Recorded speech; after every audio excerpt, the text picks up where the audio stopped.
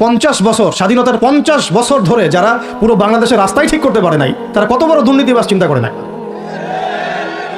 50 বছর ধরে একটা দেশকে রাডারবিহীন থাকতে হচ্ছে, স্যাটেলাইটবিহীন থাকতে হচ্ছে, পারমাণবিক কোনো অস্ত্র নাই, নিউক্লিয়ার কোনো মিসাইলস নাই, কোনো জিওপলিটিক্যাল বড় বড় রাষ্ট্রের সাথে অ্যালায়েন্স নাই।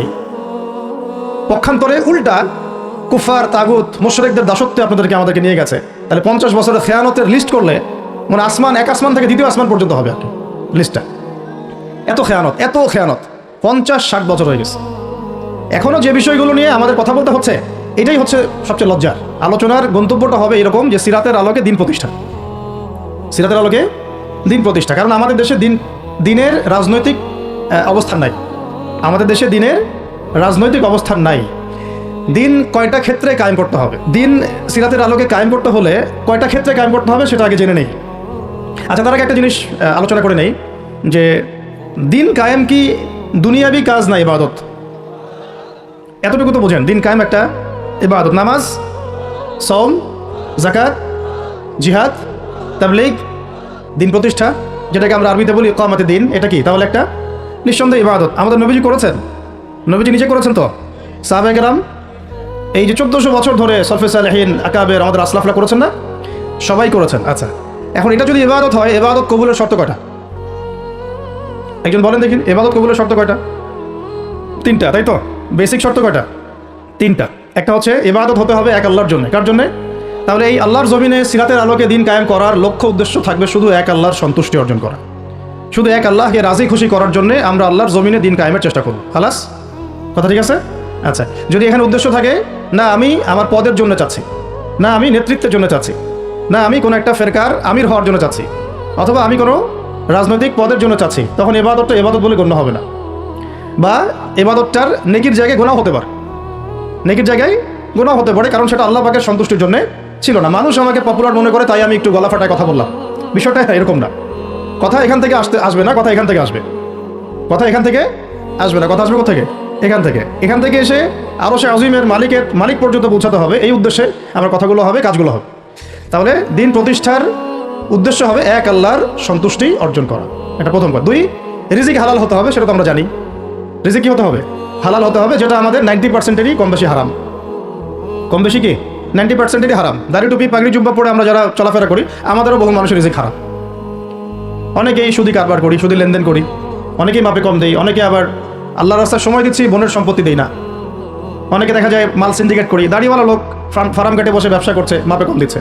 দাড়িওয়ালা লোক যাত্রাবাড়িতে তার একটা গোডাউন আছে, সেখানে সে পণ্য মজুত করছে, সিন্ডিকেট করে দাম বাড়াচ্ছে। রিজিক থেকে হালাল হলো না হারাম হলো? রিজিক হালাল হওয়াটা এত কঠিন শর্ত, যেটা এই যুগে আসলে উতরে ওঠা খুব কঠিন। এই কারণে বহু কিছু হচ্ছে, আবেগ অনেক কিছু হচ্ছে, বড় বড় অনেক লেকচার আমরা দিচ্ছি ঠিকই, বাস্তবতা আসছে না। বাস্তবতা হচ্ছে যে আমরা সোশ্যাল, রাজনৈতিক, অর্থনৈতিক বিভিন্ন জায়গায় এখন পর্যন্ত ওই শক্তি অর্জন করতে পারি নাই যে শক্তি ওমর রাদিয়াল্লাহু আনহুর সময় আমাদের ছিল। এটা তো বাস্তবতা। কিন্তু মাঠে ময়দানে আমাদের কথা হচ্ছে মাশাআল্লাহ, অনেক বড় বড় কথা আমরা বলছি, অনেক সময় শোডাউন করে জনবল দিয়ে বা স্লোগান দিয়ে মনে করছি যে আমরা অনেক কিছু করে ফেলেছি, কিন্তু বাস্তবতাটা এমন না। বাস্তবতা অনেক অনেক অনেক বেশি খারাপ, যেটা আমরা চাই এই খারাপ অবস্থাটা দূর হোক। এই জন্যই আলোচনাগুলো আসা উচিত। বাস্তবতা হচ্ছে আবেগ দিয়ে দিন প্রতিষ্ঠা হবে না।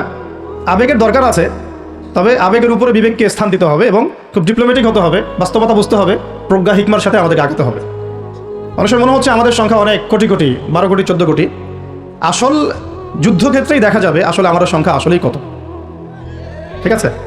তো মূল জায়গায় আসি আবার, আমি একটু ভিতরে চলে যাচ্ছি যে আমরা যদি একটা কাজকে ইবাদত মনে করি, সেই কাজটা ইবাদত হিসেবে গণ্য হওয়ার জন্যও 3টা শর্ত আমাকে পূরণ করতে হচ্ছে। আল্লাহ পাকের সন্তুষ্টির জন্য, 2 হচ্ছে সেই কাজটা করতে গিয়ে, আমার ইবাদত করতে গিয়ে আমার রিজিকটা অবশ্যই হালাল হতে হবে। এই দুটোতেই আমরা আটকে গেছি। কিন্তু কারাগারে আমাদের ওলামায়ে কেরামগণ বসেছিলেন, তারা আলোচনা করছিলেন যে আমরা সবাই এক সেলে বসে আছি, আসলে কি সমস্যা? সবাই সমস্যা নিয়ে মোজাকারা করছেন আর কি। সমস্যাটা কি হলো? তো নাম বলতে চাচ্ছি না, আমাদের অনেক শ্রদ্ধেয় ওলামায়ে কেরাম তাদের অনেকেই বলেছিলেন যে মনে হয় ইখলাস ঠিক নাই, মনে হয় ইখলাস ঠিক নাই। হ্যাঁ, যদি ইখলাস ঠিক না থাকে কাজে বরকত আসবে না। ইখলাস কি? শুধু আল্লাহর জন্য করব, যাই করি শুধু আল্লাহর জন্য করব, মানুষকে দেখানোর জন্য না, জনপ্রিয়তা পাওয়ার জন্য না, মানুষের বাহবার জন্য না। এমনকি আমি যদি চাই বাংলাদেশে শরিয়া আইন কায়েম হোক, সেটা চাবো আল্লাহর জন্য, আমি ক্ষমতায় গিয়ে কায়েম করবো এই জন্য না। এটা আল্লাহ পাক XYZ যে কাউকে দিয়ে করাইতে পারেন, সেটা আমি হইতে পারি, আপনি হইতে পারেন, যে কেউ হতে পারে। কিন্তু আমি চাচ্ছি শরিয়া আইন বাস্তবায়িত হোক। যদি আমি এভাবে চিন্তা করি যে না আমাকে যেতে হবেই, আমি সেই কাজ করবো, আমারই ক্ষমতা দরকার, তাহলে এটা হবে দুনিয়ার জন্য কাজ করা, আমি আমার ক্ষমতার জন্য করছি। তো মূল বিষয়টা হচ্ছে সাহাবায়ে কেরাম রাদিয়াল্লাহু আনহুম আজমাইন তারা নিজেরা দায়িত্ব এড়িয়ে যেতেন, মানুষ জোর করে তাদেরকে দায়িত্ব দিতেন। এর ফলে কাজে বরকত হতো, ইখলাস ঠিক থাকতো। তারা দিনের বেলা ঘোড়সাওয়ার থাকতেন, রাতের বেলা দরবেশ থাকতেন। এই জন্যই দেখা যায় যে উমর রাদিয়াল্লাহু আনহুর খেলাফতের সময় একটা বকরির বাচ্চাও না খেয়ে মারা যায় নাই। সুবহানাল্লাহ। আর একটু আগে তো আপনাদেরকে একটা এক্সাম্পল দিলাম যে আপনাদের 3 বারের রাস্তাঘাটের কী অবস্থা। তাহলে 50 বছর, স্বাধীনতার 50 বছর ধরে যারা পুরো বাংলাদেশের রাস্তায় ঠিক করতে পারে নাই, তারা কত বড় দুর্নীতিবাজ চিন্তা করে নাই। 50 বছর ধরে একটা দেশকে রাডারবিহীন থাকতে হচ্ছে, স্যাটেলাইটবিহীন থাকতে হচ্ছে, পারমাণবিক কোনো অস্ত্র নাই, নিউক্লিয়ার কোনো মিসাইলস নাই, কোনো জিওপলিটিক্যাল বড় বড় রাষ্ট্রের সাথে অ্যালায়েন্স নাই। পক্ষান্তরে উল্টা কুফার, তাগুত, মুশরিকদের দাসত্বে আমাদেরকে নিয়ে গেছে। তাহলে 50 বছরের খেয়ানতের লিস্ট করলে মানে এক আসমান থেকে দ্বিতীয় আসমান পর্যন্ত হবে আর কি লিস্টটা। এত খেয়ানত 50-60 বছর হয়ে গেছে। এখনও যে বিষয়গুলো নিয়ে আমাদের কথা বলতে হচ্ছে, এটাই হচ্ছে সবচেয়ে লজ্জার। এই বিগত স্বাধীনতার 50 বছরে আমাদের এমন একটা জেনারেশন রেডিমেড পাওয়া উচিত ছিল, যাদের ঘরে ঘরে আলেম, ঘরে ঘরে হাফেজ। এখন ঘরে ঘরে খুঁজলেও, বোম মারলেও আলেম বের হয় না। ঘরে ঘরে খুঁজে ছান মারলেও একটা করে হাফেজ বের হয় না, আলেম বের হয় না। ঘরে ঘরে ছান মারলে যে কোনো একটা টিকটকার ঠিকই বের হয়। এই বাস্তবতা আর আমাদের স্বপ্নের মধ্যে আসমান জমি পার্থক্য আছে। এগুলো হাসির কোনো বিষয় না, এটা হচ্ছে বাস্তবতা। মানে পুরা প্রাইমারি স্কুল থেকে শুরু করে প্রাইমারি স্কুলের শিক্ষক, প্রাইমারি স্কুলের টিচার এবং স্টুডেন্ট, হাই স্কুলের স্টুডেন্ট, হাই স্কুলের টিচার, অনার্সের স্টুডেন্ট, অনার্সের টিচার, মাস্টার্সের স্টুডেন্ট, মাস্টার্সের টিচার, তারপরে যে বিবিএ, এমবিএ, তারপরে যে আপনার প্রাইভেট ইউনিভার্সিটি ইত্যাদি ইত্যাদি, ইভেন বিসিএস সেক্টর, শিক্ষা কমিশন, এমপি, মন্ত্রী, পার্লামেন্ট, সবগুলোকে যদি একটা জায়গায় আপনি বসান, সবাইকে 15-16 কোটি মানুষকে একটা জায়গায় বসান, দেখবেন যে এদের 90% কোরআন তেলাওয়াতি করতে পারে না। 50 বছর হয়ে গেছে স্বাধীনতা। তাহলে কাদেরকে নিয়ে আপনি হিন্দুস্তানকে মোকাবেলা করতে চাচ্ছেন? কাদেরকে নিয়ে আপনি যে রামবাম, প্রগতিশীল এবং এই ইসকনকে মোকাবেলা করতে চাচ্ছেন? কাদেরকে নিয়ে? আবেগ দিয়ে তো হবে না। আর তাদের ব্যাপারটা তো এতই স্ট্রং, তারা তো এমনভাবে তাদের মানে আগ্রাসন লালন করছে যে ওরা যদি পারতো এখন পুরো বাংলাদেশটাকে ওদের মানচিত্রভুক্ত করে ফেলতো। ষড়যন্ত্র কিন্তু এই পর্যন্ত, মেজাজটা আমাদের দাসত্বের মতো চলে আসছে। আমরা শত্রু চোখে চোখ রেখে কথাই বলতে পারি না। শত্রুর চোখে চোখ রেখে কথা না বললে তো সে আমাকে দাম দিবে না। কই, সে তো চায়নার সাথে এসব ডিল করতে পারে না, সে তো ইভেন পাকিস্তানের সাথেও তো পারে না। পাকিস্তানে কি খুব মুসলিমদের ঐক্য আছে নাকি? না, নাই তো। ওর ইন্টারনাল অবস্থা তো আমাদের চেয়ে অনেক সময় খারাপ। কয়েকটা পারমাণবিক বোম আছে, এই কারণে তার দিকে তাকাতে পারে না। স্বাধীনতার 50 বছরে কয়টা মিসাইল তৈরি করলেন? একটাও তো তৈরি করার ফিকির করলেন। তাহলে বিগত 50 বছরের ইতিহাস যদি আমরা ঘাঁটি, তাহলে দেখব যে যত রকমের মানব রচিত তন্ত্রমন্ত্র আছে, এই তথাকথিত গণতন্ত্রই বলেন, আর এই জাতীয়তাবাদের কথাই বলেন, আর এই তথাকথিত ধর্মনিরপেক্ষতাবাদ, আর এই কমিউনিজম যা আছে সব ফেল করেছে। পশ্চিমা সব মতবাদ এখানে এমনভাবে ফেল করেছে যেটা ইতিহাসে বিরল। তাহলে একটা মাত্র পথ আপনাদের সামনে এখন খোলা আছে, যেই পথ দিয়ে এই সমস্ত সমস্যার সলিউশন আনা সম্ভব। সেই পথটাই হচ্ছে ওই যে লেখা আছে, সিরার আলোকে উম্মার সংকট নিরসন কর। ওই সিরাতের আলোকে যদি উম্মার সংকট নিরসন করতে না পারি, আর কোনো রাস্তা আমাদের সামনে খোলা নাই। দিন কায়েমের শর্ত 3টা বলেছেন না? 3 নম্বর শর্তটাই হচ্ছে এটা যদি ইবাদত হয়, দিন কায়েম যদি একটা ইবাদত হয়ে থাকে, তাহলে সেই ইবাদত কবুল হবে শুধু একজন ব্যক্তির তরিকায়। কার তরিকায়? মুহাম্মদ রাসূলুল্লাহ সাল্লাল্লাহু আলাইহি ওয়াসাল্লামের তরিকায়। ইবাদত হতে হবে এক আল্লাহর জন্যে, হালাল রিজিক থাকতে হবে, এবং তরিকা হতে হবে কার? মুহাম্মদ রাসূলুল্লাহ সাল্লাল্লাহু আলাইহি ওয়াসাল্লাম। তো মুহাম্মদ সাল্লাল্লাহু আলাইহি ওয়াসাল্লামের তরিকাই হচ্ছে সিরাত, যেটার মধ্য দিয়ে আমরা দিন কায়েম করবো ইনশাআল্লাহ। আর কোনো রাস্তা খোলা নাই। যত তন্ত্রমন্ত্র নিয়ে আসো, যত তন্ত্রমন্ত্র, এখন তো 4টা-5টা আছে, আরও যদি নতুন কোনো তন্ত্রমন্ত্র নিয়ে আসে, তারপরেও এই জাতির মুক্তির কোনো পথ নাই সিরাত ছাড়া। এখন আমাদেরকে আগে সিরাত পড়তে হবে ভাই, সবাইকে আগে সিরাতটা পড়তে হবে। সিরাত পড়লে পরে আপনারা বুঝতে পারবেন যে ইনশাআল্লাহ তাআলা কোন পথে আমাদেরকে হাঁটতে হবে। এখানে টপিক অনেক ডিপ দেওয়া হয়েছে, অত ডিপে গেলে আমাদের সারা রাত চলে যাবে। আমি শুধু ভাষা কয়েকটা পয়েন্ট বলতেছি, একটু মনোযোগ দেন। নবী সাল্লাল্লাহু আলাইহি ওয়াসাল্লাম যখন থেকে কাজ শুরু করেছেন, কাজ বলতে আমি দাওয়াতের কাজ বোঝাচ্ছি, তখনকার সমাজটা কিন্তু আমাদের মতো এতটাও মানে কমফোর্টেবল ছিল না। একটা অমুসলিম রাষ্ট্রে তিনি দাওয়াতের কাজ শুরু করেছেন। মক্কা কি ছিল? একটা মুসলিম রাষ্ট্র না অমুসলিম রাষ্ট্র? অমুসলিম একটা রাষ্ট্রে তিনি অ্যাজ এ নবী তার দাওয়াতের কাজ শুরু করেছেন। সুবহানাল্লাহ। এবং তিনি সেই রাষ্ট্রের একজন পরিচিত ব্যক্তিত্ব, যাকে আস-সাদিক আল-আমিন বলে ডাকা হয়, যার আগেও কোনো গুনাহ নাই, পরেও কোনো গুনাহ নাই।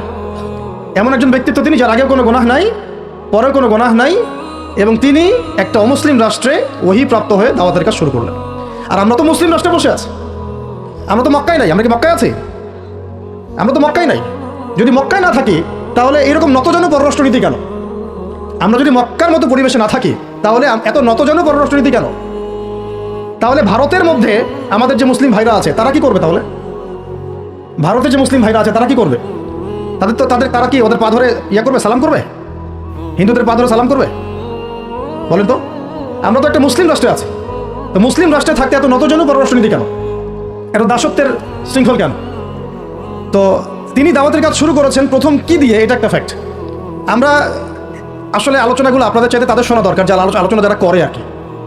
মানে আমি চাই বেশি বেশি তাদের সাথে কনভারসেশন করতে, যারা উম্মাকে নিয়ে ফিকির করেন, কম দাওয়াতের কাজ করতে যান, বা মুআল্লিম বা আলেম বা হাফেজ, তাদের সাথে কথা বলা দরকার।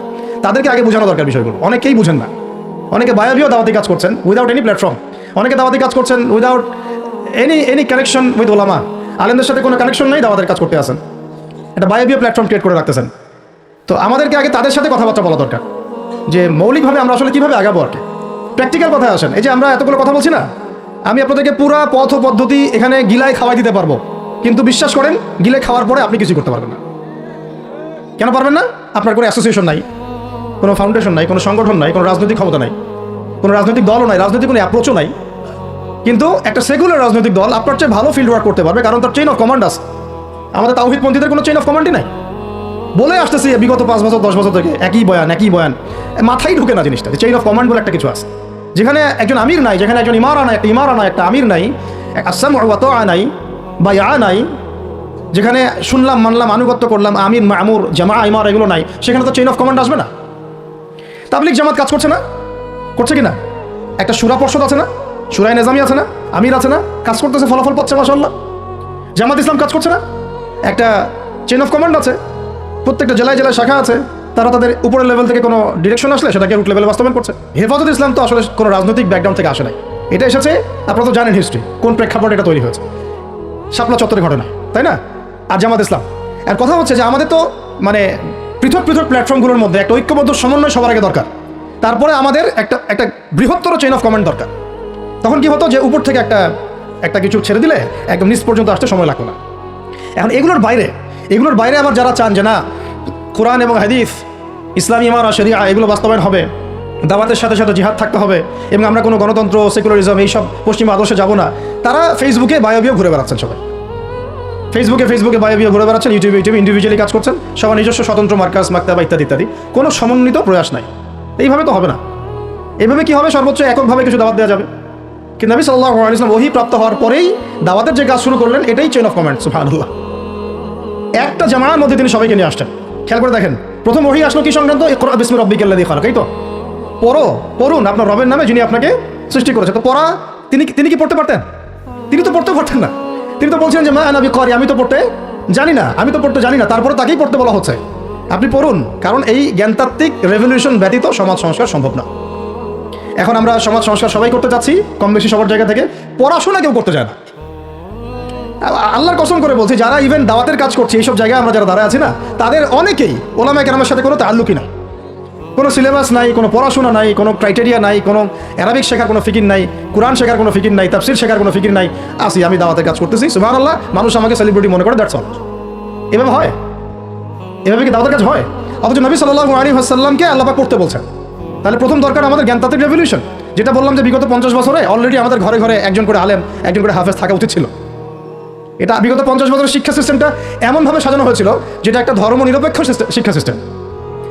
এটা এই যে একটা ছেলে বসে আছে 30 বছর বয়স, ওর তো অধিকার ছিল যে সে এসএসসি এইচএসসি অনার্স মাস্টার্স লেভেলে এসে কোরআনের অর্থ করার যোগ্যতা অর্জন করবে। এটা তার রাইটস ছিল অ্যাজ এ মুসলিম কান্ট্রির একজন সিভিলিয়ান হিসেবে। তার রাইটস ছিল এটা, যে আমি একজন মুসলিম কান্ট্রির সিভিলিয়ান, আমার রাইটস আছে স্কুলে গিয়ে কোরআন শেখার, কলেজে গিয়ে কোরআনের তাফসীর শেখার, অনার্স লেভেলে গিয়ে হাদিস পড়তে শেখার, হাদিসের মোতালা করার। ইভেন সে মাস্টার্সের পরে ইফতার দেওয়ার মতো যোগ্যতা অর্জন করতে পারতো যদি শিক্ষা সিস্টেমটার মধ্যে সমন্বয় থাকতো। কিচ্ছু করা হয় না এইসব লেভেলে। 50 বছর ধরে এই জাতিকে শিক্ষার অন্ধকারে রাখা হয়েছে। কমই মাদ্রাসাগুলো যদি না থাকতো, এই দেশ থেকে ইসলামকে মিটাই ফেলে দিত এরা। এটা বাস্তবতা। কথা হচ্ছে একজন জেনারেল শিক্ষিত ছেলে যে এদেশের মুসলিম নাগরিক, তার রাইটস আছে প্রাইমারি স্কুলে সে কোরআন তেলাওয়াত করা শিখতে পারে নাই কেন পারে নাই? পিতা মাতাও তো মাশাআল্লাহ সুবহানাল্লাহ সেই কোয়ালিটির, ছেলে 10 বছরে কিছু শিখুক না শিখুক, বাংলা ইংরেজি অঙ্ক তাকে শিখতে হবে। কোরআন হাদিস এগুলো তো কোনো বিষয়, এগুলো কোনো বিষয় হলো? আপনাদের কাছে আল্লাহর কসম এগুলো দামি নাই। ওই একদিন দুদিন ওয়াজ মাহফিলে আইসা আবেগ দেখান। কোরআন হাদিসের প্রতি যদি মহব্বত থাকতো ছেলেকে তো আলেম বানাইতেন আপনি, ছেলেকে তো আপনি একজন হাফেজ বানাইতেন কমপক্ষে। আপনি তো ছেলেকে এমনভাবে করে তুলেছেন আপনার জানাজাই পড়তে পারবে না। সেদিন আমরা টাঙ্গাইলে একজনের জানাজা পড়তে গেছে, এক পরিচিত ভাইয়ের আম্মা মারা গিয়েছেন। তো ওই দিন কি একটা আক্কেল হলো, শিক্ষা হলো যে যদি আপনি ছেলে মেয়েকে যদি আলেম না বানিয়ে যান, ছেলেকে যদি আলেম না বানিয়ে যান, সঠিক জানাজাটাও মনে হয় ভাগ্যে জুটবে না। হ্যাঁ, একটা মুনাসিব জানাজাও ভাগ্যে জুটবে না। তো আমাদের এই স্কুল কলেজ পড়ুয়া ছেলে মেয়েদের রাইট ছিল এগুলো শিখতে পারে নাই। অনার্সে পড়ে তার বয়স কত? 20 থেকে 25 বছর। 25 বছরে সে 25টা সূরা জানে না, 25টা সূরার নামই জানে না, 25টা সূরার নাম বলতে পারে না। কোরআন বিধান কায়েম করতে আসছেন আপনি, সুবহানাল্লাহ, 25টা হাদিস বলতে পারেন না, 25 জন নবীর নামও বলতে পারে না। ইভেন আমাদের নবী সাল্লাল্লাহু আলাইহি ওয়াসাল্লামের সিরাতের জীবনীটা, পাতলা কিতাবটাও সে কখনো জীবনে পড়ে দেখে না। এই অবস্থা মাস্টার্সে বিসিএস সব জায়গায় একই চলছে। বিসিএসে যে ভাইবা হয় সেখানে কি ইসলাম ধরা হয়? বিসিএস এর ভাইবা যখন হয় তখন তাকে কোরআন তেলাওয়াত জিজ্ঞাসা করা হয়। তাহলে আপনি কোরআন তেলাওয়াত করতে পারেন না, রাষ্ট্র চালাবেন কিভাবে? কোরআনের সাথে কোনো তাল্লুক নাই। তার মানে আপনাদের কনসেপ্ট হচ্ছে রাষ্ট্র আলাদা, কোরআন আলাদা। মানে রাষ্ট্র চালাতে কোরআন লাগে না, আপনার কনসেপ্ট এটাই। হ্যাঁ, না হলে তো কোরআন আপনি আনতেন সিলেবাসে, তাফসির আনতেন, হাদিস আনতেন, সিরাত আনতেন। আপনার কনসেপ্ট হচ্ছে রাষ্ট্র আলাদা, কোরআন আলাদা, হাদিস আলাদা, এগুলো পড়াশোনা আলাদা, ব্যাংকিং সিস্টেম, ইকোনমিক্স আলাদা, ইসলাম আলাদা, তাই না? রাজনীতি আলাদা, ইসলাম আলাদা, তারপরে সংস্কৃতি আলাদা, ইসলাম আলাদা, শিক্ষানীতি আলাদা, ইসলাম আলাদা। এই কনসেপ্ট হচ্ছে এদেশের 90% মানুষের কনসেপ্ট। এরা সবাই শিরকের মধ্যে আছে, আল্লাহর কসম করে বলতেছে, এরা সবাই শিরকের মধ্যে আছে। এরা সবাই ধর্মনিরপেক্ষ, সেকুলার। এই বাদ দিয়ে আমরা যারা দাড়ি টুপিওয়ালা কিছু মানুষ আছি, আমরা একটু মৌলবাদী চিন্তা করি আর কি। আমরা চিন্তা করি যে ইসলাম ব্যক্তিগত জীবনেও থাকবে, সংস্কৃতির মধ্যেও থাকবে, শিক্ষানীতিতেও থাকতে হবে, অর্থনীতিতেও থাকতে হবে, ইভেন রাজনীতির মধ্যেও থাকতে হবে। এই কনসেপ্টে না আসলে এখনো মুসলমান হনই নাই। এই কনসেপ্টে না আসা মানে এখন পর্যন্ত কালিমা লা ইলাহা ইল্লাল্লাহ এটা বুঝেনি নাই, আপনি মুখে পড়েছেন, দ্যাটস অল। এই কারণেই তো লা ইলাহা ইল্লাল্লাহ পড়ার পরেও মোদির পা চাটেন বসে বসে। এই কারণেই, কারণ ওই লা ইলাহা ইল্লাল্লাহ তো আপনাকে ওটা শিখাই নাই যে আপনি এক আল্লাহর সার্বভৌমত্বের স্বীকৃতি দেন নাই। তো এই হলো সমস্যাগুলো। তো সমস্যার গোড়ায় অনেক কথা আছে। এখন নবী সাল্লাল্লাহু আলাইহি ওয়াসাল্লাম কিন্তু দাওয়াতের কাজটা, এই যে সিরাতের আলোকে যেটা বলছেন সমাজ সংস্কার এবং দিন প্রতিষ্ঠা এবং সমকালীন সব সংকট দূর করা, এটা শুরু করতে হবে জ্ঞানতাত্ত্বিক রেভলিউশন থেকে। পড়াশোনা করা শুরু করে দেন, আদারওয়াইজ আপনাদের সামনে ধ্বংস ছাড়া কিছু বাকি নেই। কী পড়াশোনা করবেন? অবশ্যই ইসলামিক কারিকুলাম থাকতে হবে। এরপরে আপনি জেনারেল লাইনের পড়াশোনা করেন, কোনো সমস্যা নেই। আর এই পড়াশোনা একা একা করা যাবে না, ওস্তাদের সহবত লাগবে, ওলামায়ে কেরামের সহবত লাগবে। আমি তো এটা বলি যে আপনি কারো লেকচার শোনার আগে আপনি আগে চেক করবেন যে তার ওস্তাদকে, কোথায় সেদিন শেখে, কার কাছ থেকে সেদিন শেখে, কোত্থেকে সেই ইলমগুলো অর্জন করছে, তার লোক কোথায়। আবেগে ভাসলে হবে না এখন বিষয়টা। তো পড়াশোনার এখন যে আরও 20 বছর পড়াশোনা না করে আমি কোনো কাজ করতেই পারবো না এমনটাও না, কিন্তু পড়াশোনা আগে শুরু করা। এখন আপনার কাজ পড়াশোনা শুরু করা, ইকরা বিসমি রাব্বিকাল্লাযী খালাকের হক আদায় করা এবং ওস্তাদের সহবতে থাকা। যেমন জেনারেল লাইনে পড়েছেন 20 বছর, একা কি পড়েছেন না, প্রতিষ্ঠানে গিয়েছেন, ডেইলি ক্লাস করেছেন, টিচারের সহবতে ছিলেন, বেতন দিয়েছেন, ব্যাসে থেকেছেন, তারপরে আরও কি করেছেন? বাবার জমি বিক্রি করে দিয়েছেন, বাবা মায়ের জমি বিক্রি করে, সেম অন্ততপক্ষে এতটুকু যতটুকু আপনি জেনারেল লাইনের জন্য করেছেন, জেনারেল লাইনে যদি যতটুকু করেছেন, ত্যাগ, শ্রম, মেধা খরচ, কষ্ট স্বীকার করা, এর যদি অর্ধেকও যদি দিন শিক্ষার জন্য করতে না পারেন, আপনি নিজেও মুনাফিক। আমরা নিজেরাও মুনাফিক তখন। বেশক আমাদের মধ্যে নেফাকি আছে। সুবহানাল্লাহ, আপনি একটা ডিগ্রির জন্য একবার 20 বছর ঢালতে পারেন, 20 কোটি টাকা ঢালতে পারেন, বাপের জমি বিক্রি করতে পারেন, মেসে থাকতে পারেন, ঢাকা বিশ্ববিদ্যালয়ের সেই লাইফ লিড করতে পারেন, এক বিছানায় 2 জন থাকি, ফ্লোরের মধ্যে ফ্লোরিং করে থাকা, হাজার হাজার লাখ লাখ টাকা খরচ করা, কষ্ট করে সকালে ওঠা, রাত জাগা, পড়া, পরীক্ষা দেওয়া, অ্যাসাইনমেন্ট, কত কি। আমি তো জানি এগুলো, আপনারা তো অনেকে না জানেন, আমি তো জানি, আমরা তো ইউনিভার্সিটিতে পড়েছি। এই পরিশ্রমগুলো আপনি করছেন অনলি ফর একটা সার্টিফিকেট আর একটা চাকরির জন্যে, আর এর 10% কেন 5% আপনি করতে চান না দিনী শিক্ষার জন্য। তো আমি মুনাফিক না হলে এই পৃথিবীতে আর মুনাফিক কে আছে? তো এই মুনাফিকদেরকে দিয়ে আপনি দিন কায়েম করবেন নাকি? শোনেন, আবেগ দিয়ে বিপ্লব হয়। আবেগ দিয়ে কি হয়? আবেগ দিয়ে বিপ্লব হতে পারে, আবেগ দিয়ে শরিয়া খিলাফা কায়েম হয় না। আবেগই হয়ে একটা বিপ্লব হতে পারে, কিন্তু আবেগ দিয়ে শুধু আবেগ দিয়ে শরিয়া খিলাফা কায়েম হবে না। শরিয়া খিলাফা কায়েম হয়েছে কাদের হাতে? সাহাবীদের হাতে। কাদের হাতে? আমাদের জিন্দগি যখন সাহাবীওয়ালা হবে তখন শরিয়া কায়েম হবে। পড়াশোনা করে না, সাহাবীওয়ালা জিন্দগি কীভাবে যাপন করবে? ওলামায়ে কেরামের সাথে তাআল্লুক নাই, সাহাবীওয়ালা জীবন কীভাবে যাপন করবে? নামাজে ঠিক নাই, সাহাবীওয়ালা জীবন হইল কীভাবে? কোরআন তেলাওয়াত করতে পারে না, সাহাবীওয়ালা জীবন হইল? দিনের জন্য আমর বিল মারুফ নাহি আনিল মুনকারের কাজ নাই, ওই যোগ্যতাও নাই, তাহলে সাহাবীওয়ালা জীবন হইল কি? চেহারা স্রোতের মধ্যে ইসলাম নাই, সুন্নতের প্রতি পাবন্দি নাই, সাহাবীওয়ালা জিন্দগি হলো কি? সাহাবীদের হাতে বদর যুদ্ধ হয়েছে, জয়লাভ করেছি। উহুদ প্রায় জিতেইছি, এটা জিতেই বলা যায়, সাময়িক বিপর্যয় হয়েছে। খন্দক, খায়বার, মোতায়ার মুখ কাঁপিয়ে দিয়েছে কারা? সাহাবিরা। তো সাহাবিওয়ালা ইমান, সাহাবিওয়ালা আমল, সাহাবিওয়ালা আখলাক, সাহাবিওয়ালা মেহনত হলে পরে বাংলার মাটিতে দিন কায়েম হবে ইনশাআল্লাহ। না হওয়া পর্যন্ত এই লাভঝাপ করতে থাকা, আজকে এই বিষয় কালকে ওই বিষয়ে, আজকে এই ইস্যু কালকে এই ইস্যু, এগুলোই চলতে থাকবে। আমরা এটা চাই না। আমরা চাই এখন যেহেতু দাওয়াতের একটা সুবর্ণ সুযোগ আমাদের সামনে এসেছে, এখন যেহেতু আল্লাহ পাক, এটা আল্লাহ পাকের রহমত, এখানে সবাই ক্রেডিট নেওয়ার প্রতিযোগিতায় লিপ্ত আছে। আমার ক্রেডিটে হয়েছে, আমি এই করেছি, আমি সেই করেছি। এখন তো এমন দেখা যাচ্ছে যে ওই সময় কিছু বলেও নাই, সেও এসে এখন প্রধান উপদেষ্টার পাশ আটতেছে বসে বসে। কি সুবহানাল্লাহ, মানে রক্ত দিল এক ভাই, মানে বছরের পর বছর কারাগারে পচে মরল একদল, বছরের পর বছর, দিনের পর দিন, মাসের পর মাস আয়না ঘরে ধুকে ধুকে মরল আর একদল। ঠিক আছে, বললাম তখন থেকে বের হলে কেউ সুস্থ থাকে না। বছরের পর বছর মামলা মোকদ্দমা হচ্ছে একদল, এক একজনের ঘাড়ে 3টা 4টা 5টা 10টা 20টা করে মামলা। হ্যাঁ, তারপরে বছরের পর বছর এই ফ্যাসিজমের বিরুদ্ধে দাঁড়ানোর কারণে দেশ থেকে বিতাড়িত হয়েছে একদল, হয় নাই?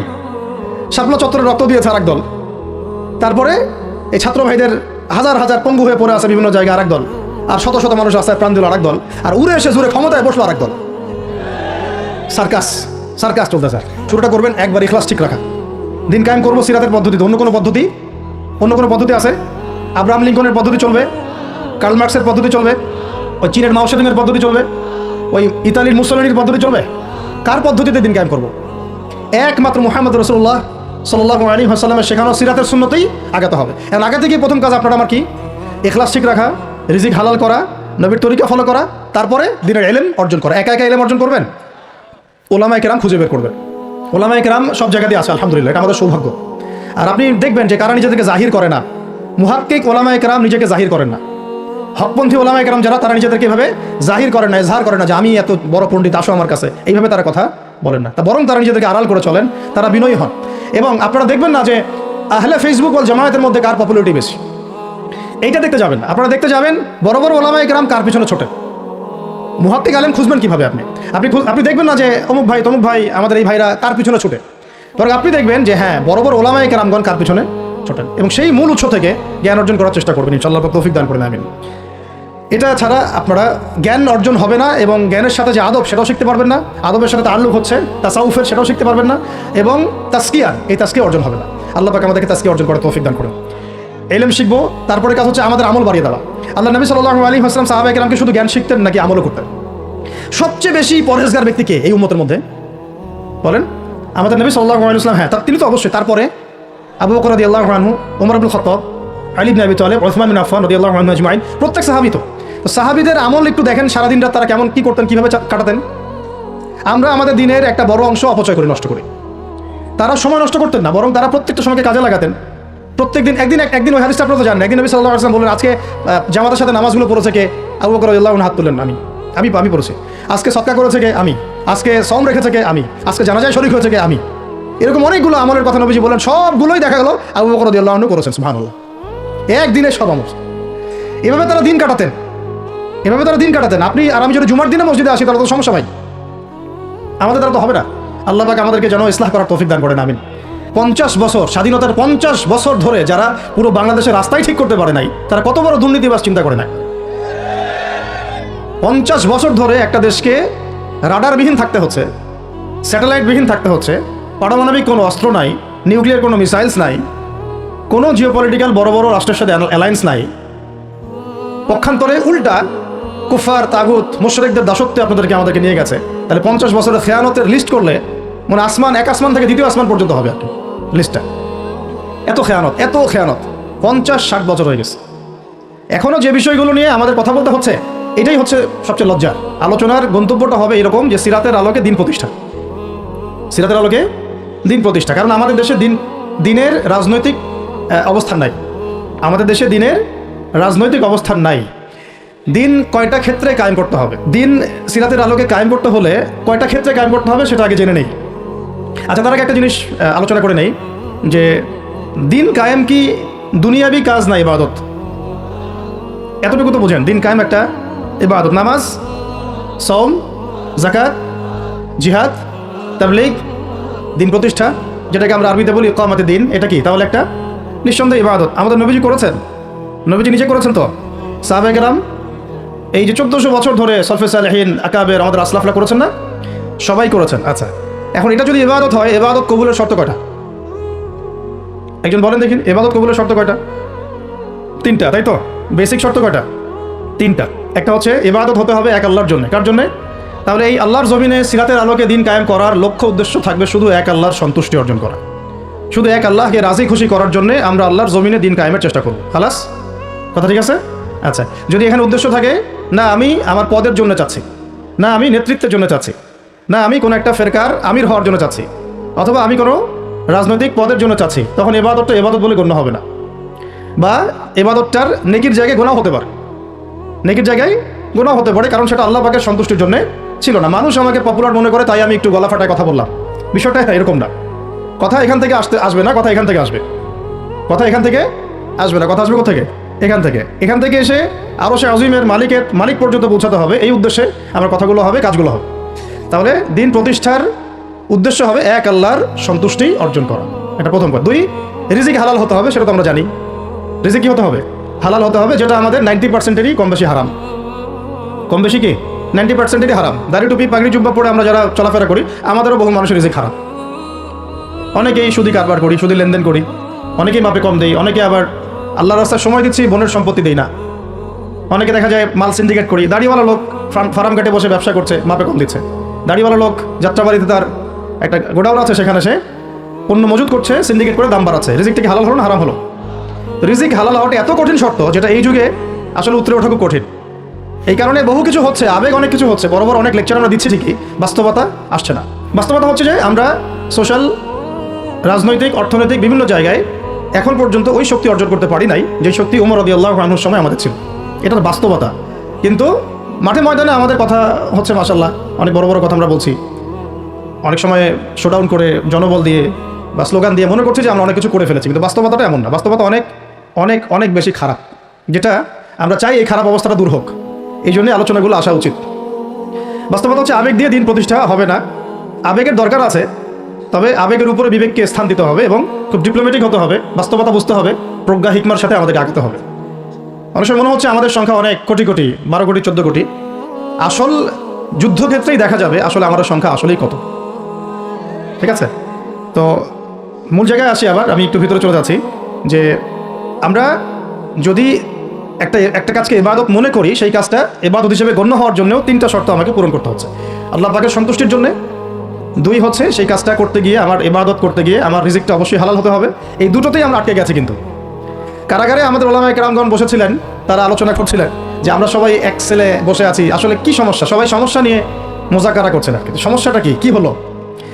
তো নাম বলতে চাচ্ছি না, আমাদের অনেক শ্রদ্ধেয় ওলামায়ে কেরাম তাদের অনেকেই বলেছিলেন যে মনে হয় ইখলাস ঠিক নাই, মনে হয় ইখলাস ঠিক নাই। হ্যাঁ, যদি ইখলাস ঠিক না থাকে কাজে বরকত আসবে না। ইখলাস কি? শুধু আল্লাহর জন্য করব, যাই করি শুধু আল্লাহর জন্য করব, মানুষকে দেখানোর জন্য না, জনপ্রিয়তা পাওয়ার জন্য না, মানুষের বাহবার জন্য না। এমনকি আমি যদি চাই বাংলাদেশে শরিয়া আইন কায়েম হোক, সেটা চাবো আল্লাহর জন্য, আমি ক্ষমতায় গিয়ে কায়েম করবো এই জন্য না। এটা আল্লাহ পাক XYZ যে কাউকে দিয়ে করাইতে পারেন, সেটা আমি হইতে পারি, আপনি হইতে পারেন, যে কেউ হতে পারে। কিন্তু আমি চাচ্ছি শরিয়া আইন বাস্তবায়িত হোক।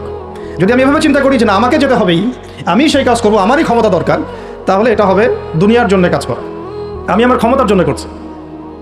তো মূল বিষয়টা হচ্ছে সাহাবায়ে কেরাম রাদিয়াল্লাহু আনহুম আজমাইন তারা নিজেরা দায়িত্ব এড়িয়ে যেতেন, মানুষ জোর করে তাদেরকে দায়িত্ব দিতেন। এর ফলে কাজে বরকত হতো, ইখলাস ঠিক থাকতো। তারা দিনের বেলা ঘোড়সাওয়ার থাকতেন, রাতের বেলা দরবেশ থাকতেন। এই জন্যই দেখা যায় যে উমর রাদিয়াল্লাহু আনহুর খেলাফতের সময় একটা বকরির বাচ্চাও না খেয়ে মারা যায় নাই। সুবহানাল্লাহ। আর একটু আগে তো আপনাদেরকে একটা এক্সাম্পল দিলাম যে আপনাদের 3 বারের রাস্তাঘাটের কি অবস্থা। তাহলে 50 বছর, স্বাধীনতার 50 বছর ধরে যারা পুরো বাংলাদেশের রাস্তায় ঠিক করতে পারে নাই, তারা কত বড় দুর্নীতিবাজ চিন্তা করে নাই। 50 বছর ধরে একটা দেশকে রাডারবিহীন থাকতে হচ্ছে, স্যাটেলাইটবিহীন থাকতে হচ্ছে, পারমাণবিক কোনো অস্ত্র নাই, নিউক্লিয়ার কোনো মিসাইলস নাই, কোনো জিওপলিটিক্যাল বড় বড় রাষ্ট্রের সাথে অ্যালায়েন্স নাই। পক্ষান্তরে উল্টা কুফার, তাগুত, মুশরিকদের দাসত্বে আমাদেরকে নিয়ে গেছে। তাহলে 50 বছরের খেয়ানতের লিস্ট করলে মানে এক আসমান থেকে দ্বিতীয় আসমান পর্যন্ত হবে আর কি লিস্টটা। এত খেয়ানত 50-60 বছর হয়ে গেছে। এখনও যে বিষয়গুলো নিয়ে আমাদের কথা বলতে হচ্ছে, এটাই হচ্ছে সবচেয়ে লজ্জার। এই বিগত স্বাধীনতার 50 বছরে আমাদের এমন একটা জেনারেশন রেডিমেড পাওয়া উচিত ছিল, যাদের ঘরে ঘরে আলেম, ঘরে ঘরে হাফেজ। এখন ঘরে ঘরে খুঁজলেও, বোম মারলেও আলেম বের হয় না। ঘরে ঘরে খুঁজে ছান মারলে একটা করে হাফেজ বের হয় না, আলেম বের হয় না। ঘরে ঘরে ছান মারলে যে কোনো একটা টিকটকার ঠিকই বের হয়। এই বাস্তবতা।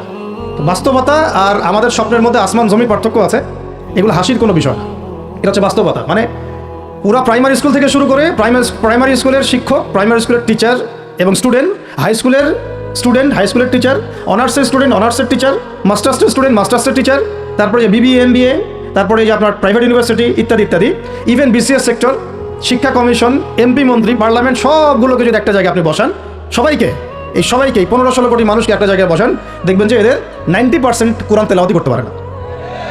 50 বছর হয়ে গেছে স্বাধীনতা। তাহলে কাদেরকে নিয়ে আপনি হিন্দুস্তানকে মোকাবেলা করতে চাচ্ছেন? কাদেরকে নিয়ে আপনি যে রামবাম, প্রগতিশীল এবং এই ইসকনকে মোকাবেলা করতে চাচ্ছেন? কাদেরকে নিয়ে? আবেগ দিয়ে তো হবে না। আর তাদের ব্যাপারটা তো এতই স্ট্রং, তারা তো এমনভাবে তাদের মানে আগ্রাসন লালন করছে যে ওরা যদি পারতো এখন পুরো বাংলাদেশটাকে ওদের মানচিত্রভুক্ত করে ফেলতো। ষড়যন্ত্র কিন্তু এই পর্যন্ত, মেজাজটা আমাদের দাসত্বের মতো চলে আসছে। আমরা শত্রু চোখে চোখ রেখে কথাই বলতে পারি না। শত্রুর চোখে চোখ রেখে কথা না বললে তো সে আমাকে দাম দিবে না। কই, সে তো চায়নার সাথে এসব ডিল করতে পারে না, সে তো ইভেন পাকিস্তানের সাথেও তো পারে না। পাকিস্তানে কি খুব মুসলিমদের ঐক্য আছে নাকি? না, নাই তো। ওর ইন্টারনাল অবস্থা তো আমাদের চেয়ে অনেক সময় খারাপ। কয়েকটা পারমাণবিক বোম আছে, এই কারণে তার দিকে তাকাতে পারে না। স্বাধীনতার 50 বছরে কয়টা মিসাইল তৈরি করলেন? একটাও তো তৈরি করার ফিকির করলেন না। তাহলে বিগত 50 বছরের ইতিহাস যদি আমরা ঘাঁটি, তাহলে দেখব যে যত রকমের মানব রচিত তন্ত্রমন্ত্র আছে, এই তথাকথিত গণতন্ত্রই বলেন, আর এই জাতীয়তাবাদের কথাই বলেন, আর এই তথাকথিত ধর্মনিরপেক্ষতাবাদ, আর এই কমিউনিজম যা আছে সব ফেল করেছে। পশ্চিমা সব মতবাদ এখানে এমনভাবে ফেল করেছে যেটা ইতিহাসে বিরল। তাহলে একটা মাত্র পথ আপনাদের সামনে এখন খোলা আছে, যেই পথ দিয়ে এই সমস্ত সমস্যার সলিউশন আনা সম্ভব। সেই পথটাই হচ্ছে ওই যে লেখা আছে, সিরার আলোকে উম্মার সংকট নিরসন করা। ওই সিরাতের আলোকে যদি উম্মার সংকট নিরসন করতে না পারি, আর কোনো রাস্তা আমাদের সামনে খোলা নাই। দিন কায়েমের শর্ত 3টা বলেছেন না? 3 নম্বর শর্তটাই হচ্ছে এটা যদি ইবাদত হয়, দিন কায়েম যদি একটা ইবাদত হয়ে থাকে, তাহলে সেই ইবাদত কবুল হবে শুধু একজন ব্যক্তির তরিকায়। কার তরিকায়? মুহাম্মদ রাসূলুল্লাহ সাল্লাল্লাহু আলাইহি ওয়াসাল্লামের তরিকায়। ইবাদত হতে হবে এক আল্লাহর জন্যে, হালাল রিজিক থাকতে হবে, এবং তরিকা হতে হবে কার? মুহাম্মদ রাসূলুল্লাহ সাল্লাল্লাহু আলাইহি ওয়াসাল্লাম। তো মুহাম্মদ সাল্লাল্লাহু আলাইহি ওয়াসাল্লামের তরিকাই হচ্ছে সিরাত, যেটার মধ্য দিয়ে আমরা দিন কায়েম করবো ইনশাআল্লাহ। আর কোনো রাস্তা খোলা নাই। যত তন্ত্রমন্ত্র নিয়ে আসো, যত তন্ত্রমন্ত্র, এখন তো 4টা-5টা আছে, আরও যদি নতুন কোনো তন্ত্রমন্ত্র নিয়ে আসে, তারপরেও এই জাতির মুক্তির কোনো পথ নাই সিরাত ছাড়া। এখন আমাদেরকে আগে সিরাত পড়তে হবে ভাই, সবাইকে আগে সিরাতটা পড়তে হবে। সিরাত পড়লে পরে আপনারা বুঝতে পারবেন যে ইনশাআল্লাহ তাআলা কোন পথে আমাদেরকে হাঁটতে হবে। এখানে টপিক অনেক ডিপ দেওয়া হয়েছে, অত ডিপে গেলে আমাদের সারা রাত চলে যাবে। আমি শুধু ভাষা কয়েকটা পয়েন্ট বলতেছি, একটু মনোযোগ দেন। নবী সাল্লাল্লাহু আলাইহি ওয়াসাল্লাম যখন থেকে কাজ শুরু করেছেন, কাজ বলতে আমি দাওয়াতের কাজ বোঝাচ্ছি, তখনকার সমাজটা কিন্তু আমাদের মতো এতটাও মানে কমফোর্টেবল ছিল না। একটা অমুসলিম রাষ্ট্রে তিনি দাওয়াতের কাজ শুরু করেছেন। মক্কা কি ছিল? একটা মুসলিম রাষ্ট্র না অমুসলিম রাষ্ট্র? অমুসলিম একটা রাষ্ট্রে তিনি অ্যাজ এ নবী তার দাওয়াতের কাজ শুরু করেছেন, সুবহানাল্লাহ। এবং তিনি সেই রাষ্ট্রের একজন পরিচিত ব্যক্তিত্ব, যাকে আস-সাদিক আল-আমিন বলে ডাকা হয়, যার আগেও কোনো গুনাহ নাই, পরেও কোনো গুনাহ নাই। এমন একজন ব্যক্তিত্ব তিনি, যার আগেও কোনো গুনাহ নাই, পরেও কোনো গুনাহ নাই, এবং তিনি একটা অমুসলিম রাষ্ট্রে ওহী প্রাপ্ত হয়ে দাওয়াতের কাজ শুরু করলেন। আর আমরা তো মুসলিম রাষ্ট্রে বসে আছি, আমরা তো মক্কায় নাই। আমরা কি মক্কায় আছি? আমরা তো মক্কায় নাই। যদি মক্কায় না থাকি, তাহলে এরকম নতজন পররাষ্ট্রনীতি কেন? আমরা যদি মক্কার মতো পরিবেশে না থাকি, তাহলে এত নতজন পররাষ্ট্রনীতি কেন? তাহলে ভারতের মধ্যে আমাদের যে মুসলিম ভাইরা আছে, তারা কি করবে? তাহলে ভারতের যে মুসলিম ভাইরা আছে, তারা কি করবে? তারা কি ওদের পা ধরে করবে, সালাম করবে? হিন্দুদের পা ধরে সালাম করবে? বলেন তো। আমরা তো একটা মুসলিম রাষ্ট্রে আছি, তো মুসলিম রাষ্ট্রে থাকতে এত নতজন পররাষ্ট্রনীতি কেন? এত দাসত্বের শৃঙ্খল কেন? তো তিনি দাওয়াতের কাজ শুরু করেছেন প্রথম কি দিয়ে, এটা একটা ফ্যাক্ট। আমরা আসলে আলোচনাগুলো আপনাদের চাইতে তাদের শোনা দরকার, যারা আলোচনা যারা করে আর কি। মানে আমি চাই বেশি বেশি তাদের সাথে কনভারসেশন করতে, যারা উম্মাকে নিয়ে ফিকির করেন, কোন দাওয়াতের কাজ করতে যান, বা মুআল্লিম বা আলেম বা হাফেজ, তাদের সাথে কথা বলা দরকার। তাদেরকে আগে বোঝানো দরকার বিষয়গুলো। অনেকেই বুঝেন না। অনেকে বায়াবিও দাওয়াতি কাজ করছেন উইদাউট এনি প্ল্যাটফর্ম, অনেকে দাওয়াতি কাজ করছেন উইদাউট এনি কানেকশন উইথ ওলামা। আলেমদের সাথে কোনো কানেকশন নেই, দাওয়াতের কাজ করতে আসেন, একটা বায়াবিও প্ল্যাটফর্ম ক্রিয়েট করে রাখতেছেন। তো আমাদেরকে আগে তাদের সাথে কথাবার্তা বলা দরকার, যে মৌলিকভাবে আমরা আসলে কীভাবে আগাবো আর কি। প্র্যাকটিক্যাল কথায় আসেন। এই যে আমরা এতগুলো কথা বলছি না, আমি আপনাদেরকে পুরা পথ পদ্ধতি এখানে গিলায় খাওয়াই দিতে পারবো, কিন্তু বিশ্বাস করেন গিলে খাওয়ার পরে আপনি কিছু করতে পারবেন না। কেন পারবেন না? আপনার কোনো অ্যাসোসিয়েশন নাই, কোনো ফাউন্ডেশন নাই, কোনো সংগঠন নাই, কোনো রাজনৈতিক ক্ষমতা নাই, কোনো রাজনৈতিক দলও নাই, রাজনৈতিক কোনো অ্যাপ্রোচও নাই। কিন্তু একটা সেকুলার রাজনৈতিক দল আপনার চেয়ে ভালো ফিল্ড ওয়ার্ক করতে পারবে, কারণ তার চেইন অফ কমান্ড আছে। আমাদের তাওহীদপন্থীদের কোনো চেইন অফ কমান্ডই নাই। বলে আসতেছি বিগত 5 বছর 10 বছর থেকে একই বয়ান, মাথায় ঢুকে না জিনিসটা, চেইন অফ কমান্ড বলে একটা কিছু আছে, যেখানে একজন আমির নাই, যেখানে একজন ইমারা নাই, একটা আমির নাই, আসাম ওয়া তাআ নাই বা ইয়া নাই, যেখানে শুনলাম মানলাম আনুগত্য করলাম, আমির মামুর জামা ইমারা এগুলো নাই, সেখানে তো চেইন অফ কমান্ড আসবে না। তাবলিগ জামাত কাজ করছে না, করছে কিনা? একটা শুরা পর্ষদ আছে না, শুরায়ে নিজামি আছে না, আমির আছে না, কাজ করতেছে, ফলাফল পাচ্ছে মাশাআল্লাহ। জামাত ইসলাম কাজ করছে না, একটা চেইন অফ কমান্ড আছে, প্রত্যেকটা জেলায় জেলায় শাখা আছে, তারা তাদের উপরের লেভেল থেকে কোনো ডিরেকশন আসলে সেটাকে রুট লেভেলে বাস্তবায়ন করছে। হেফাজত ইসলাম তো আসলে কোনো রাজনৈতিক ব্যাকগ্রাউন্ড থেকে আসে নাই, এটা এসেছে, আপনারা তো জানেন হিস্ট্রি, কোন প্রেক্ষাপটে এটা তৈরি হয়েছে, শাপলা চত্বরের ঘটনা, তাই না? আর জামাত ইসলাম, আর কথা হচ্ছে যে আমাদের তো মানে পৃথক পৃথক প্ল্যাটফর্মগুলোর মধ্যে একটা ঐক্যবদ্ধ সমন্বয় সবার আগে দরকার, তারপরে আমাদের একটা বৃহত্তর চেইন অফ কমান্ড দরকার। তখন কি হতো যে উপর থেকে একটা কিছু ছেড়ে দিলে একদম নিচ পর্যন্ত আসতে সময় লাগতো না। এখন এগুলোর বাইরে আবার যারা চান যে না কোরআন এবং হাদিস, ইসলামী ইমারা শরিয়া এগুলো বাস্তবায়ন হবে, দাওয়াতের সাথে সাথে জিহাদ থাকতে হবে, এবং আমরা কোনো গণতন্ত্র সেকুলারিজম এইসব পশ্চিমা আদর্শে যাব না, তারা ফেসবুকে বায়োবিও ঘুরে বেড়াচ্ছেন। সবাই ফেসবুকে বায়োবিও ঘুরে বেড়াচ্ছেন, ইউটিউবে ইন্ডিভিজুয়ালি কাজ করছেন, সবার নিজস্ব স্বতন্ত্র মার্কাজ মাক্তাবা ইত্যাদি, কোনো সমন্বিত প্রয়াস নাই। এইভাবে তো হবে না। এইভাবে কি হবে? সর্বোচ্চ এককভাবে কিছু দাওয়াত দেওয়া যাবে। কিন্তু নবী সাল্লাল্লাহু আলাইহি ওয়াসাল্লাম ওহী প্রাপ্ত হওয়ার পরেই দাওয়াতের যে কাজ শুরু করলেন, এটাই চেইন অফ কমান্ড। সুবহানাল্লাহ। একটা জামাআর মধ্যে তিনি সবাইকে নিয়ে আসছেন। খেয়াল করে দেখেন, প্রথম ওহী আসলো কি সংক্রান্ত? ইকরা বিসমি রাব্বিকাল্লাযী খালাক, এই তো পড়ুন আপনার রবের নামে যিনি আপনাকে সৃষ্টি করেছে। তো পড়া তিনি কি পড়তে পারতেন? তিনি তো পড়তে পারতেন না। তিনি তো বলছেন যে মা আনা বিকারি, আমি তো পড়তে জানি না, তারপরে তাকেই পড়তে বলা হচ্ছে, আপনি পড়ুন, কারণ এই জ্ঞানতাত্ত্বিক রেভলিউশন ব্যতীত সমাজ সংস্কার সম্ভব না। এখন আমরা সমাজ সংস্কার সবাই করতে যাচ্ছি, কম বেশি সবার জায়গা থেকে, পড়াশোনা কেউ করতে যায় না। আল্লাহর কসম করে বলছি, যারা ইভেন দাওয়াতের কাজ করছে এইসব জায়গায় আমরা যারা দাঁড়ায় আছি না, তাদের অনেকেই ওলামায়ে কেরামের সাথে কোনো তাআল্লুকই নাই, কোনো সিলেবাস নাই, কোনো পড়াশোনা নাই, কোনো ক্রাইটেরিয়া নাই, কোনো অ্যারাবিক শেখার কোনো ফিকির নাই, কোরআন শেখার কোনো ফিকির নাই, তাফসির শেখার কোনো ফিকির নাই।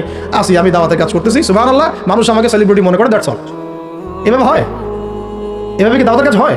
অথচ নবী সাল্লাল্লাহু আলাইহি ওয়াসাল্লামকে আল্লাহ পাক করতে বলছেন। তাহলে প্রথম দরকার আমাদের জ্ঞানতাত্ত্বিক রেভলিউশন, যেটা বললাম যে বিগত 50 বছরে অলরেডি আমাদের ঘরে ঘরে একজন করে আলেম, একজন করে হাফেজ থাকা উচিত ছিল। এটা বিগত 50 বছরের শিক্ষা সিস্টেমটা এমনভাবে সাজানো হয়েছিল যেটা একটা ধর্মনিরপেক্ষ শিক্ষা সিস্টেম। এটা এই যে একটা ছেলে বসে আছে 30 বছর বয়স, ওর তো অধিকার ছিল যে সে এসএসসি এইচএসসি অনার্স মাস্টার্স লেভেলে এসে কোরআনের অর্থ করার যোগ্যতা অর্জন করবে। এটা তার রাইটস ছিল অ্যাজ এ মুসলিম কান্ট্রির একজন সিভিলিয়ান হিসাবে। তার রাইটস ছিল এটা, যে আমি একজন মুসলিম কান্ট্রির সিভিলিয়ান, আমার রাইটস আছে স্কুলে গিয়ে কোরআন শেখার, কলেজে গিয়ে কোরআনের তাফসীর শেখার, অনার্স লেভেলে গিয়ে হাদিস পড়তে শেখার, হাদিসের মোতালা করার। ইভেন সে মাস্টার্সের পরে ইফতার দেওয়ার মতো যোগ্যতা অর্জন করতে পারতো যদি শিক্ষা সিস্টেমটার মধ্যে সমন্বয় থাকতো। কিচ্ছু করা হয় না এইসব লেভেলে। 50 বছর ধরে এই জাতিকে শিক্ষার অন্ধকারে রাখা হয়েছে। কমই মাদ্রাসাগুলো যদি না থাকতো, এই দেশ থেকে ইসলামকে মিটাই ফেলে দিত এরা। এটা বাস্তবতা।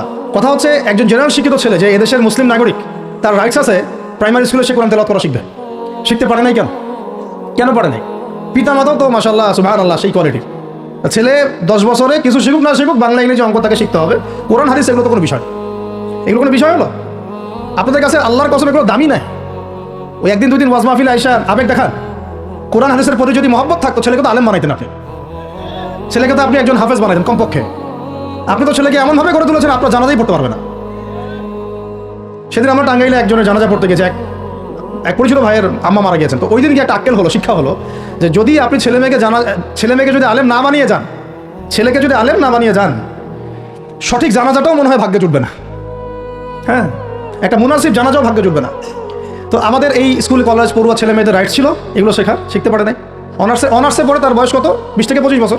25 বছরে সে 25টা সূরা জানে না, 25টা সূরার নামই জানে না, 25টা সূরার নাম বলতে পারেন। কোরআন বিধান কায়েম করতে আসছেন আপনি, সুবহানাল্লাহ। 25টা হাদিস বলতে পারেন না, 25 জন নবীর নামও বলতে পারে না। ইভেন আমাদের নবী সাল্লাল্লাহু আলাইহি ওয়াসাল্লামের সিরাতের জীবনীটা, পাতলা কিতাবটাও সে কখনো জীবনে পড়ে দেখে নাই। এই অবস্থা মাস্টার্সে বিসিএস সব জায়গায় একই চলছে। বিসিএসে যে ভাইবা হয় সেখানে কি ইসলাম ধরা হয়? বিসিএস এর ভাইবা যখন হয় তখন তাকে কোরআন তেলাওয়াত জিজ্ঞাসা করা হয়? তাহলে আপনি কোরআন তেলাওয়াত করতে পারেন না, রাষ্ট্র চালাবেন কিভাবে? কোরআনের সাথে কোনো তাল্লুক নাই, তার মানে আপনাদের কনসেপ্ট হচ্ছে রাষ্ট্র আলাদা, কোরআন আলাদা। মানে রাষ্ট্র চালাতে কোরআন লাগে না, আপনার কনসেপ্ট এটাই।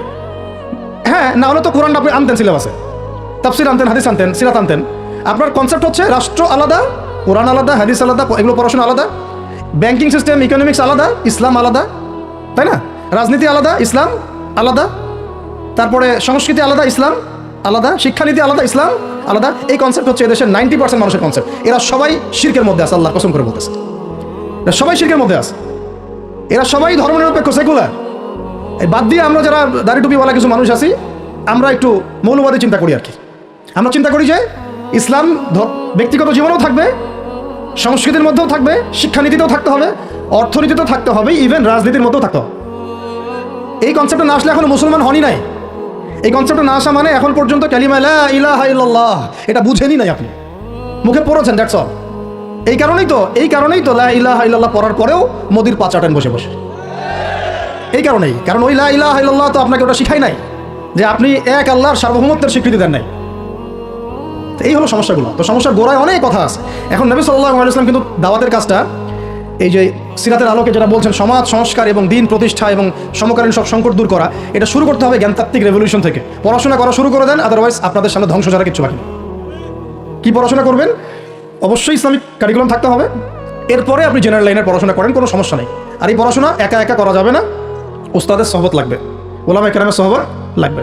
আমি তো এটা বলি যে আপনি কারো লেকচার শোনার আগে আপনি আগে চেক করবেন যে তার ওস্তাদ কে, কোথায় সেদিন শেখে, কার কাছ থেকে সেদিন শেখে, কোত্থেকে সেই ইলমগুলো অর্জন করছে, তার লোক কোথায়। আবেগে ভাসলে হবে না এখন বিষয়টা। তো পড়াশোনার এখন যে আরও 20 বছর পড়াশোনা না করে আমি কোনো কাজ করতেই পারবো না এমনটাও না, কিন্তু পড়াশোনা আগে শুরু করা। এখন আপনার কাজ পড়াশোনা শুরু করা, ইকরা বিসমি রাব্বিকাল্লাযী খালাকের হক আদায় করা এবং ওস্তাদের সহবতে থাকা। যেমন জেনারেল লাইনে পড়েছেন 20 বছর, একা একা কি পড়েছেন না, প্রতিষ্ঠানে গিয়েছেন, ডেইলি ক্লাস করেছেন, টিচারের সহবতে ছিলেন, বেতন দিয়েছেন, ব্যাসে থেকেছেন, তারপরে আরও কি করেছেন, বাবার জমি বিক্রি করে দিয়েছেন, বাবা মায়ের জমি বিক্রি করে। সেম অন্ততপক্ষে এতটুকু যতটুকু আপনি জেনারেল লাইনের জন্য করেছেন, জেনারেল লাইনে যদি যতটুকু করেছেন, ত্যাগ, শ্রম, মেধা খরচ, কষ্ট স্বীকার করা, এর যদি অর্ধেকও যদি দিন শিক্ষার জন্য করতে না পারেন, আপনি নিজেও মুনাফিক। আমরা নিজেরাও মুনাফিক তখন। বেশক আমাদের মধ্যে নেফাকি আছে।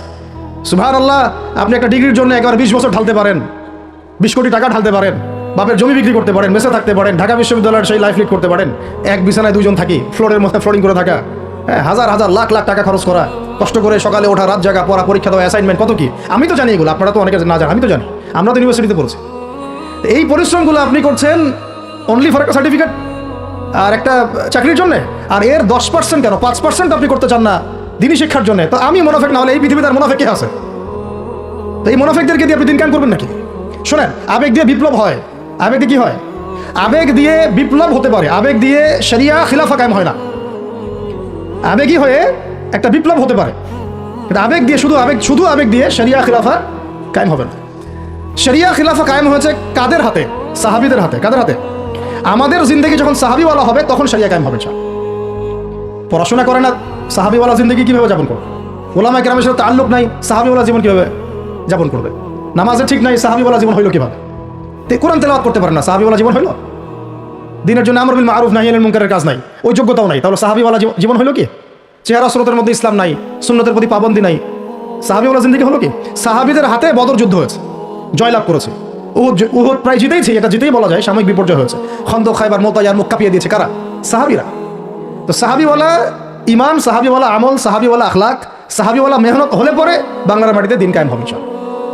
না হওয়া পর্যন্ত এই লাভঝাপ করতে থাকা, আজকে এই বিষয়, কালকে ওই বিষয়, আজকে এই ইস্যু, কালকে এই ইস্যু, এগুলোই চলতে থাকবে। আমরা এটা চাই না। আমরা চাই এখন যেহেতু দাওয়াতের একটা সুবর্ণ সুযোগ আমাদের সামনে এসেছে, এখন যেহেতু আল্লাহ পাক, এটা আল্লাহ পাকের রহমত, এখানে সবাই ক্রেডিট নেওয়ার প্রতিযোগিতা লিপ্ত আছে। আমার ক্রেডিটে হয়েছে, আমি এই করেছি, আমি সেই করেছি। এখন তো এমন দেখা যাচ্ছে যে ওই সময় কিছু বলেও নাই, সেও এসে এখন প্রধান উপদেষ্টার পাশ আটতেছে বসে বসে। কি সুবহানাল্লাহ, মানে রক্ত দিল এক ভাই, মানে বছরের পর বছর কারাগারে পচে মরল একদল, বছরের পর বছর, দিনের পর দিন, মাসের পর মাস আয়না ঘরে ধুকে ধুকে মরল আর একদল। ঠিক আছে, বললাম তখন থেকে বের হলে কেউ সুস্থ থাকে না। বছরের পর বছর মামলা মোকদ্দমা হচ্ছে একদল, এক একজনের ঘাড়ে 3টা 4টা 5টা 10টা 20টা করে মামলা। হ্যাঁ, তারপরে বছরের পর বছর এই ফ্যাসিজমের বিরুদ্ধে দাঁড়ানোর কারণে দেশ থেকে বিতাড়িত হয়েছে একদল, হয় নাই? শাপলা চত্বরে রক্ত দিয়েছে আর একদল। তারপরে এই ছাত্র ভাইদের হাজার হাজার পঙ্গু হয়ে পড়ে আছে বিভিন্ন জায়গায় আর একদল, আর শত শত মানুষ রাস্তায় প্রাণ দিল আর একদল, আর উড়ে এসে জুড়ে ক্ষমতায় বসলো আর একদল। সার্কাস চলতেছে। শুরুটা করবেন একবার ইখলাস ঠিক রাখা, দিন কায়েম করবো সিরাতের পদ্ধতিতে। অন্য কোনো পদ্ধতি আছে? আব্রাহাম লিঙ্কনের পদ্ধতি চলবে, কার্ল মার্কসের পদ্ধতি চলবে, ওই চীনের মাও সেতুংয়ের পদ্ধতি চলবে, ওই ইতালির মুসলিনের পদ্ধতি চলবে? কার পদ্ধতিতে দিন কায়েম করবো? একমাত্র মুহাম্মদ রাসূলুল্লাহ সাল্লাল্লাহু আলাইহি ওয়াসাল্লামের শেখানো সিরাতের সুন্নতেই আগাতে হবে। এখন আগে থেকে প্রথম কাজ আপনার আমার কি? ইখলাস ঠিক রাখা, রিজিক হালাল করা, নবীর তরিকা ফলো করা, তারপরে দ্বীনের ইলম অর্জন করা। একা একা ইলম অর্জন করবেন? ওলামায়ে কেরাম খুঁজে বের করবেন। ওলামায়ে কেরাম সব জায়গাতেই আছে, আলহামদুলিল্লাহ, এটা আমাদের সৌভাগ্য। আর আপনি দেখবেন যে কারা নিজেদেরকে জাহির করে না, মুহাক্কিক ওলামায়ে কেরাম নিজেকে জাহির করেন না। হকপন্থী ওলামায়ে কেরাম যারা, তারা নিজেদেরকে এভাবে জাহির করেন না, ইজহার করেন না যে আমি এত বড় পণ্ডিত, আসো আমার কাছে, এইভাবে তারা কথা বলেন না। তা বরং তারা নিজেদেরকে আড়াল করে চলেন, তারা বিনয়ী হন। এবং আপনারা দেখবেন না যে আহলে ফেসবুক ওয়াল জামায়াতের মধ্যে কার পপুলারিটি বেশি, এইটা দেখতে যাবেন না। আপনারা দেখতে যাবেন বড় বড় ওলামায়ে কেরাম কার পিছনে ছোটেন। মুহাক্কিক আলেম খুঁজবেন কিভাবে? আপনি দেখবেন না যে অমুক ভাই তমুক ভাই, আমাদের এই ভাইরা কার পিছনে ছোটে। বরং আপনি দেখবেন যে হ্যাঁ, বড় বড় ওলামায়ে কেরামগণ কার পিছনে ছোটেন, এবং সেই মূল উৎস থেকে জ্ঞান অর্জন করার চেষ্টা করবেন। ইনশাআল্লাহ তৌফিক দান করবেন, আমিন। এটা ছাড়া আপনারা জ্ঞান অর্জন হবে না, এবং জ্ঞানের সাথে যে আদব, সেটাও শিখতে পারবেন না। আদবের সাথে তাআল্লুক হচ্ছে তাসাউফের, সেটাও শিখতে পারবেন না। এবং তাসকিয়া, এই তাসকিয়া অর্জন হবে না। আল্লাহ পাক আমাদেরকে তাসকিয়া অর্জন করার তৌফিক দান করেন। ইলম শিখবো, তারপরে কাজ হচ্ছে আমাদের আমল বাড়িয়ে দেওয়া। আল্লাহ নবী সাল্লাল্লাহু আলাইহি ওয়াসাল্লাম সাহাবায়ে কেরামকে শুধু জ্ঞান শিখতেন নাকি আমলও করতেন? সবচেয়ে বেশি পরহেজগার ব্যক্তি কে এই উম্মতের মধ্যে বলেন? আমাদের নবী সাল্লাল্লাহু আলাইহি ওয়াসাল্লাম। হ্যাঁ, তিনি তো অবশ্যই। তারপরে আবু বকর রাদিয়াল্লাহু আনহু, ওমর ইবনে খাত্তাব, আলী ইবনে আবি তালিব, উসমান বিন আফফান রাদিয়াল্লাহু আনহু আজমাইন, প্রত্যেক সাহাবী। তো সাহাবীদের আমল একটু দেখেন, সারাদিন রাত তারা কেমন কি করতেন, কিভাবে কাটাতেন। আমরা আমাদের দিনের একটা বড় অংশ অপচয় করে নষ্ট করি। তারা সময় নষ্ট করতেন না, বরং তারা প্রত্যেকটা সময়কে কাজে লাগাতেন। প্রত্যেকদিন একদিন ওই হাদিসটা আপনারা তো জানেন, একদিন নবী সাল্লাল্লাহু আলাইহি ওয়াসাল্লাম বললেন, আজকে জামাতের সাথে নামাজগুলো পড়েছে কে? আবু বকর রাদিয়াল্লাহু আনহু হাত তুললেন, আমি পড়েছি। আজকে সদকা করেছে কে? আমি। আজকে সওম রেখেছে কে? আমি। আজকে জানাজায় শরীক হয়েছে কে? আমি। এরকম অনেকগুলো আমলের কথা নবীজি বলেন, সবগুলোই দেখা গেল আবু বকর রাদিয়াল্লাহু আনহু করেছেন। সুবহানাল্লাহ, একদিনে সব আমল। এভাবে তারা দিন কাটাতেন। আপনি আর আমি যদি জুমার দিনে মসজিদে আসি, তাহলে তো সমস্যা ভাই, আমাদের দ্বারা তো হবে না। আল্লাহ পাক আমাদেরকে যেন ইসলাহ করার তৌফিক দান করেন, আমিন।